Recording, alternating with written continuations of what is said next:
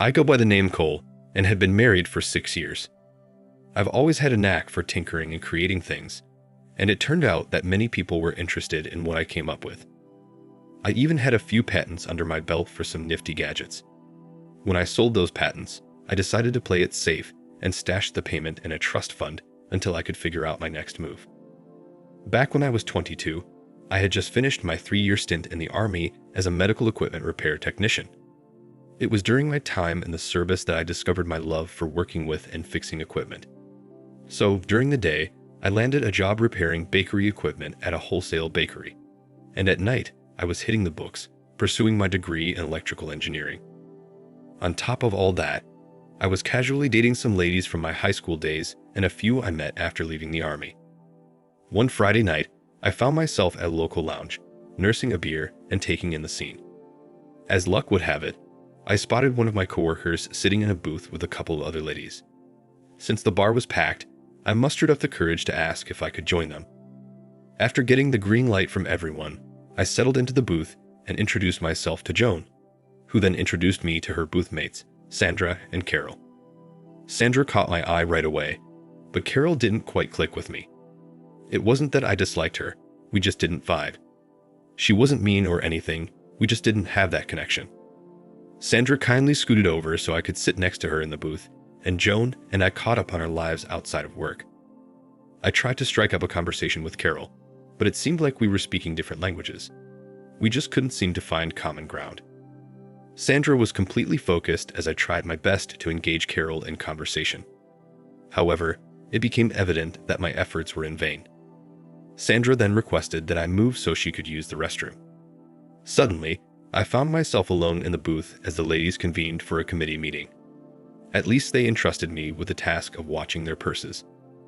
Once the meeting concluded, Joan returned and swiftly gathered her and Carol's belongings. She informed Sandra and me that Carol wasn't feeling well and she was taking her home. This left me alone with Sandra, creating an awkward atmosphere for a few moments. I asked her if she wanted to leave or if I should depart. She declined both options and expressed gratitude for my attempt to converse with Carol. It turned out that Carol had discovered her fiancé cheating with an ex-girlfriend, which had temporarily soured her opinion of all men. From that point on, Sandra and I conversed as if we were the only ones in the entire place. After a couple of hours filled with beer and pizza, I managed to convince her to share her phone number with me, promising to call her. As we prepared to leave, I offered her a ride, but she declined since she had her own car parked there. She hadn't arrived with Joan. The following day, I called her and we arranged a date for the upcoming weekend. We attended a play at a local theater, which happened to be Sandra's first experience of watching a live performance. She instantly became a fan. After the play, we enjoyed a late dinner together, which was delightful and led to more dates. Eventually, we became exclusive and started dating until I completed my degree. I secured a job as an assistant engineer at a nearby electrical contracting company and asked Sandra to marry me. She happily accepted. 18 months later, we tied the knot. Carol served as the maid of honor, while Joan was a bridesmaid. It was a beautiful wedding, and the reception was filled with joy and laughter. I've mentioned this before, but I've always been a tinkerer since my high school days. I even had a few bakery and commercial restaurant equipment patents that were well received by the industry. To handle all of this, I started my own company while working as a construction electrical engineer. I made sure that all the money went into a company account, so I had something that was solely mine. Through the company, I managed to buy the house we were renting. Things were going really well for about 3 years. I got promoted to lead engineer on a major construction project, and Sandra found a new job in the neighborhood. She believed that since we were financially stable, it was the perfect time to start a family. We tried everything to get her pregnant, but nothing seemed to work. After 2 years, we finally went to a specialist and discovered that due to an injury I had in the service, my sperm count was extremely low and the sperm I produced wasn't motile. Sandra became upset and our sex life came to a halt. It was like someone had flipped a switch. I tolerated it for about 7 months, but eventually I reached my breaking point. I sat down with her and said, "I'm moving out. It's clear that you no longer want any intimacy with me. It's not my fault that I'm infertile. If having kids is more important to you than our life together, maybe we should consider getting a divorce." She started crying, saying she didn't want a divorce and she didn't want me to leave, that she's just so disappointed that we won't have kids, and that she forgot how much I meant to her, and she'll try to be better. I replied, "That won't solve our problems. Your attempts to be better are just as much of an issue as what we're going through now. I don't want you to try. I want you to genuinely want to improve. I won't be far away, and if you ever need anything, you can always call me. I suggest we seek marriage counseling.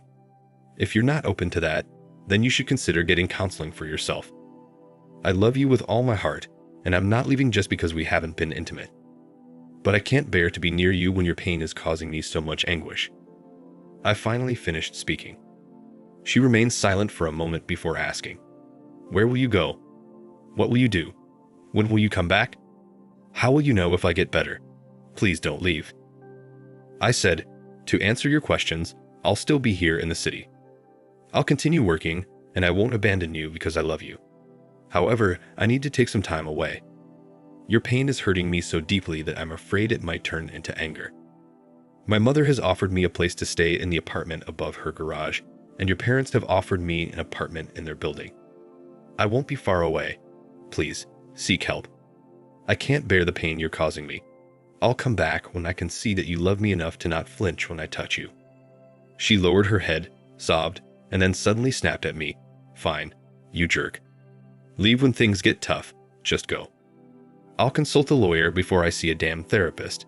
Just go." These words came from a woman who wouldn't even say a curse word. I was taken back. I stood up, walked to the bedroom, and began packing my belongings. Tears streamed down her face as I packed. I packed up my car and hooked up the small trailer we used for camping. It wasn't even close to being full, but I was hoping I wouldn't be gone for too long. I drove for about 20 minutes until I reached my mom's house and started unpacking. After a couple of hours, my mom came up to me and said that Sandra was on the phone. I told her to please take a message or ask her to call my cell phone, that after that last argument, I don't think I'm ready for more right now. I said, "Mom, I'm sorry you're caught in the middle of this. I love Sandra so much, but it's become so difficult just to get a simple kiss from her. I don't know if you want to hear this, but we haven't been intimate since we found out I'm unable to have children. Sandra wants a family, and I even offered to get a divorce if it would make her happy. I'm at a loss for what to do.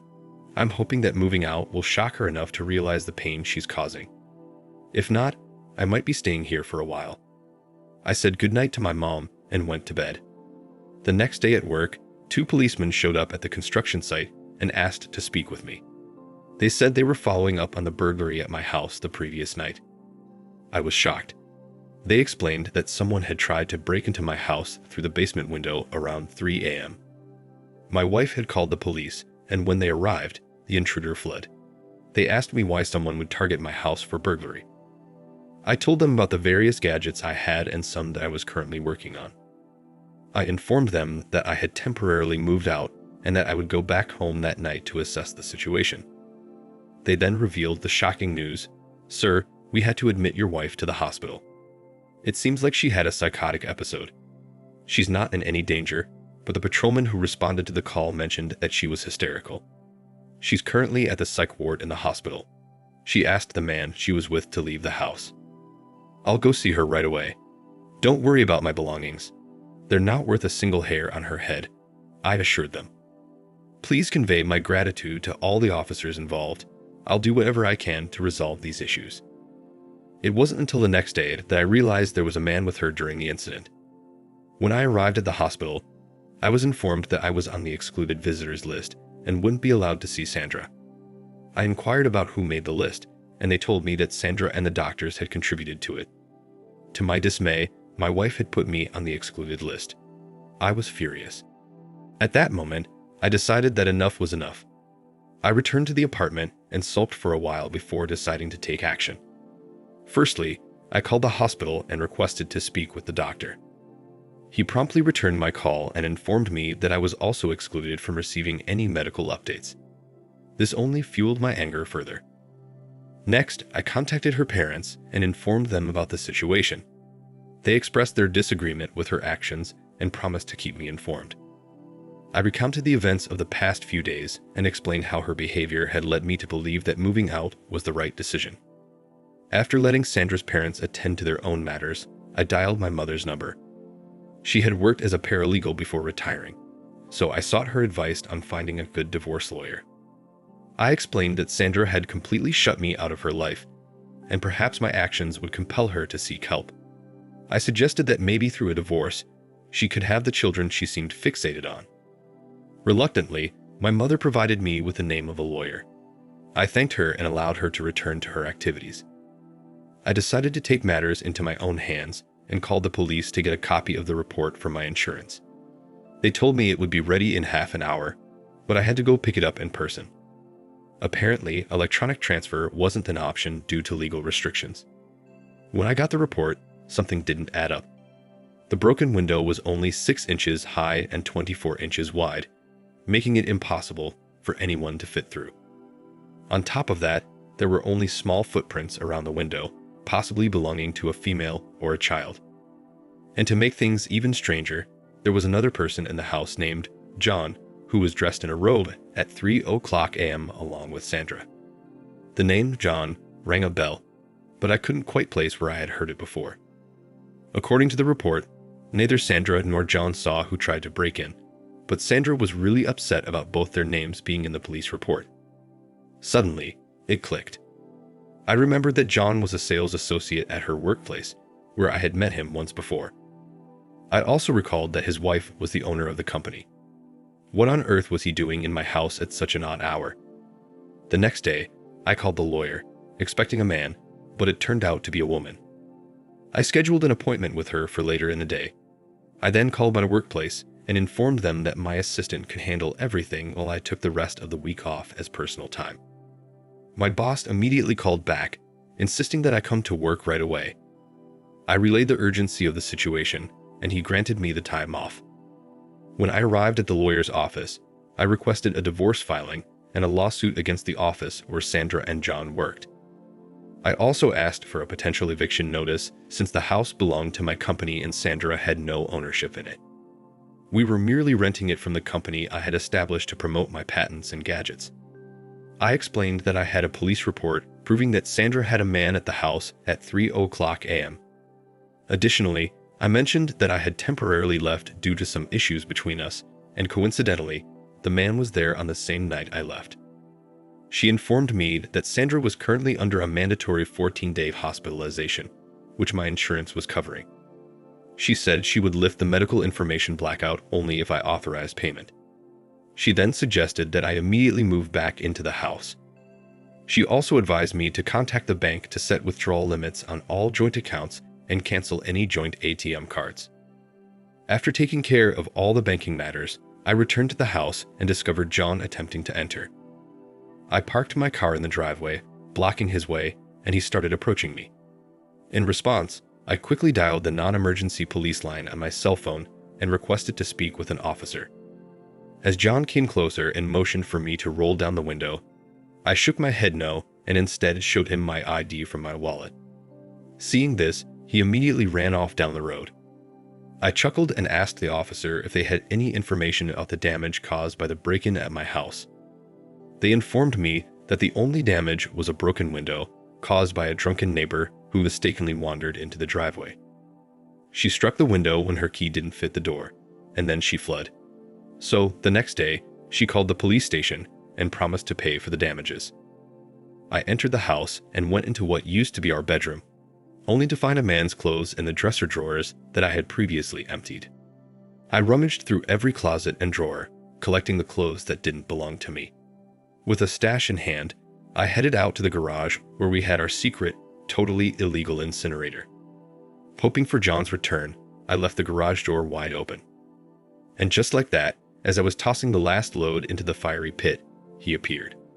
A smile crept across my face as he approached the door. I called out to him, curious about his intentions. Upon witnessing my actions, he simply shook his head and entered the garage. "I suppose I deserve this," he admitted. "I thought Sandra was divorced. She's been claiming that you left her for another woman 6 months ago." I responded, "So you thought you could move in?" "Well, let me set things straight. I'm the one renting this house, and Sandra hasn't contributed a single penny towards the rent. She has no claim over it. I moved out 3 days ago due to a temporary fallout with my wife. And trust me, your wife's company will be hearing from my attorney soon." His face turned pale, and I couldn't help but laugh. "By the way," I added, "when you visit Sandra, kindly inform her that all her belongings will be relocated to her parents' house once she's released. Oh, and tell her I finally understand the reason for the freeze." "One last thing," I screamed, unable to contain my anger. "How long have you been sleeping with my wife?" He remained silent, swiftly getting into his car as I opened the gate for him. Once he drove off, I returned to the house and called a locksmith. To wrap up the afternoon, I made copies of the police report. I made a copy for my insurance company just in case. Another copy was made for Sandra's parents in case they tried to blame me for everything. Then, I placed a copy in our basement safe. As for the original, I planned on keeping it in my personal safe deposit box at the bank. Inside that box, I had all the patent papers and a bank book where I stored the money I earned from patent licensing agreements.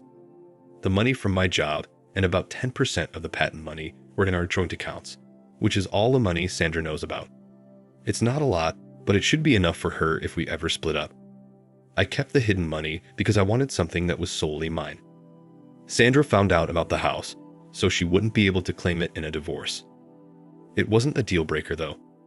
The next morning, I spent my time packing up all of her clothes, makeup, toiletries, and any pictures that didn't include me. We had some boxes stored away that we broke down and used for this purpose.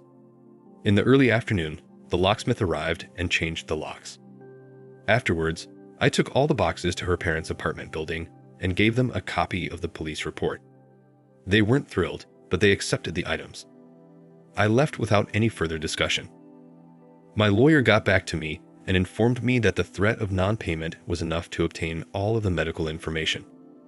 It turns out Sandra was about 6 weeks pregnant and panicked when she realized the police would find out about John being at the house during that time. She even screamed at the officers who came to investigate the break-in.